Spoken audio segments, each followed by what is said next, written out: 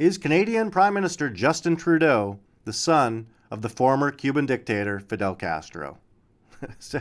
Sounds stupid just saying it out loud. I've heard this rumor for a few years now, and I've always laughed at it because it sounds so outrageous.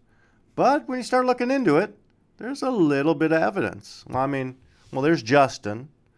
That's Fidel Castro. That's Justin. That's not Justin in a Halloween costume. No, that's Fidel Castro. So, there's a little similarity. I'll agree with that. If a picture's worth 1,000 words, probably say, holy fuck, that's the father, 200 times. But before I get into any topic, I like to make sure I'm not going to waste my time. I like to go into the fact-checking website Snopes. Well, Snopes says it's not true. Justin is not the son of Fidel Castro. For that reason alone, this is worth looking into because Snopes is full of shit. Let's start at the beginning with Justin's parents, Pierre and Margaret. Let's go. Canada's highly unorthodox bachelor prime minister, 51-year-old Pierre Elliott Trudeau, seems the dream politician. He's a model of statesmanship with a quick wit and a parliamentary presence, a man who plays and teases. He has a stable of lovely ladies, but none holds his attention for long. Then on a holiday in Tahiti, he meets Maggie Sinclair, and they are wed. Free-thinking Pierre, free-spirited Maggie, who is something of a flower child. I think that there was a beautiful revolution happening with the flower children, or the hippie movement of getting back down to earth. And I'd hate to, if this life destroyed that in me, it would have destroyed, I think, the best part of me. And so they settle down to a quiet domestic life, to live happily, but not for long. Okay, they kind of brushed over this. She was 18 when they met in Tahiti. He was late 40s. They kept their relationship secret for 3 years, up until they got married. Then the general public found out. Canadians didn't even know that they were in a relationship. So they married when she was 21. He was early 50s. So there's a 30-year age gap. She was a hippie, love child, part of the sexual revolution, young, enjoying life. You can't please everybody, so you might as well please yourself. I just really like to go out dancing or go out and have a pizza, or just go out and drive around in the rain at 2 in the morning. Driving around? At Toronto's El Macombo, Maggie celebrates her wedding anniversary without Pierre. While he minds the kids, the flower child wife of the Prime Minister is partying with her favorite rock band, the Rolling Stones.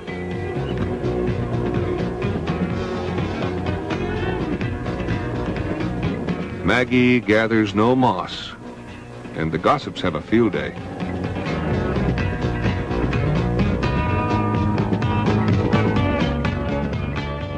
So when you married Pierre Trudeau, you were in your early 20s. I was. And tell us what that experience was like, because from what I'm reading about you, you were kind of out doing your own thing, and you were considered I was a totally free spirit. I think that was one of the charms that Pierre chose me for, and then he tried to put me in an ivory tower and cut me off from everything, and it was all protocol and all very stuffy then, really. So. Maggie Trudeau, one woman who's rethinking the basics.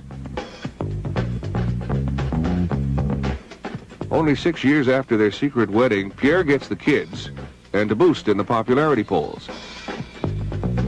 Maggie gets her freedom. Well, here we are with our own little midnight rambler, Margaret Trudeau. This is her book, by the way. It's called Beyond Reason. I've read this book. It's as honest a book by someone in public life as you probably will ever read, I would suspect. There's not a lie in this, is there? No. No, you can tell. Because, as you said, the lawyer said the only person who could be sued from this book would be you could sue yourself. Yes, for defamation of character.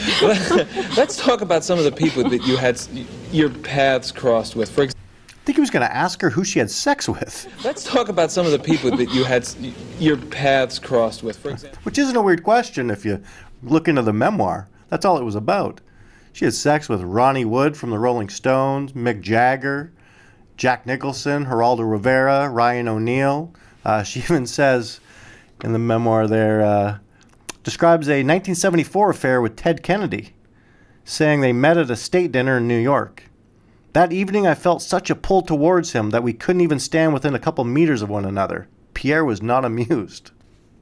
Well, yeah, you're his wife. Anyhow, so that was a little backstory. They get divorced due to her infidelity, but she did not cheat with Fidel Castro. No, that's out of character. There was no infidelity. That was a pun. All right, let's get Fidel into this. How did you feel comfortable when you were, most of the time, it's a generalization, but when you were at state dinners, like when you went to the White House, when you were in China, when you were dealing on this high level, did you ever really enjoy yourself? Oh, I had a lot of fun. What are the happy memories, the ones where you transcended the protocol, where it didn't make any difference? Would Cuba be one with Castro? Oh, yes, we had a lovely time in Cuba. Wonderful. What is this thing, though, that Canada and Cuba have? They seem to have been flirting with each other for quite some time. I think flirting is a very good word. Consider this, he says, of all the U.S. presidents and Canadian prime ministers Fidel Castro saw come and go, he only really built a rapport with one person, one prime minister, Pierre Elliott Trudeau. Pierre Trudeau was the first leader of a Western industrial nation to step on Cuban soil. A not-so-subtle arrival in Havana in 1976. Okay, I know what you're thinking. 1976, if this was the first time they met, well, that doesn't work out. That's 5 years after Justin was born. But it's actually not the first time they met. It took me a while to find it. It was a Globe and Mail article. 1970 was actually the first time they met. There was a big issue in Canada over the FLQ had kidnapped a British Trades Commissioner, James Cross. Well, Trudeau government reached out to Cuba asking for their help. Fidel offered refuge for Pierre Trudeau. And it makes sense. Canadians didn't even know Margaret existed. Didn't even know that they were dating. She goes with him to Cuba. Well, that's when they first met. That would have been right into 1971. As the two men stood at attention while the national anthems were played. The greeting could hardly be more effusive, making the whole thing so much more awkward back home. The Prime Minister, it seems, not the only one in the family charmed and content to be in Cuba. That's Margaret Trudeau, and I can't figure out if she's smiling more at her child or at Fidel. Well, I think that the chemistry between both Trudeaus with Fidel was very good. And in the first book, which I remember reading, she said that Fidel was the sexiest man she'd ever met, and she spent the whole time flirting with him. I don't think I need to do much more on this video. I think we're almost done. If there's anybody doubting it by now, I don't know what to do. A thought she absolutely repeated when asked. Oh, what a charmer. And you know why he's in power. He has got charisma coming out his ears. What a charmer. What are you doing in Canada? Yeah, I'm here to nail Margaret Trudeau. Been there. And then. All right, this next section, this is where the rumors all started to begin with. Back when Fidel Castro passes away, well, Prime Minister Justin Trudeau puts out a glowing statement saying what a revolutionary leader he was. Weird to say that about a dictator. Or is it your father? Frankly, when I saw this statement come forward, I thought it was a hoax. I couldn't believe that this was actually true. I thought it was on The Onion, Mr. Speaker, or the Beaverton in Canada, I guess. I actually had to double check to make sure that it was true. But you know what? I shouldn't have been surprised. Do you think Fidel Castro was a dictator? Yes. Today, Justin Trudeau's comments about Fidel Castro. The Prime Minister is defending a statement he released where he called the former Cuban president a remarkable leader and set off a storm of outrage. In 1976, then Prime Minister Pierre Trudeau visited Castro and was roundly criticized for befriending a communist dictator. It is indicative of Canadians' desire to maintain an independent foreign policy. There's something for us in trading with Cuba. It's quite an amazing scene. When Castro attended Trudeau's funeral in 2000, he and Justin Trudeau shared an emotional embrace.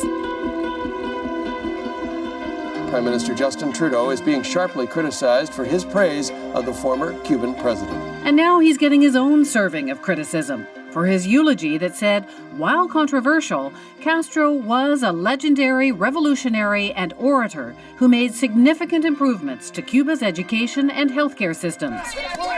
Others were not so admiring. I'm really happy, that Fidel is responsible for the death of a lot of people. Opposition leader Rona Ambrose said her prayers are with Cubans who continue to endure Castro's long and oppressive regime. Around the world, pundits and politicians are calling Trudeau a fool and worse.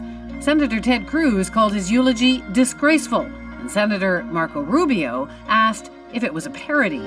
Okay, so we're never going to find out the actual truth. But what we do know is he looks a lot like Fidel, a lot. He doesn't look like his father, Pierre. His mom cheated on Pierre many, many, many, many times. His mom found Fidel the sexiest man alive. When Fidel passes away, Justin gives him a glowing eulogy when he's the Prime Minister of Canada. I did that face app to see what it'll look like when you're older. Then to top it off, I went online, just found another picture of Justin and his family. Look, even his kids are looking like Fidel. So, who knows what the truth is? But if we were to ask Maury, what would he say? You are the father. Thanks for watching. Hope you enjoyed it. Please click subscribe, click the notification bell, and please leave a comment. Tell me what you think. Is Fidel Castro Justin Trudeau's father? Thanks a lot. Get the fuck out of here.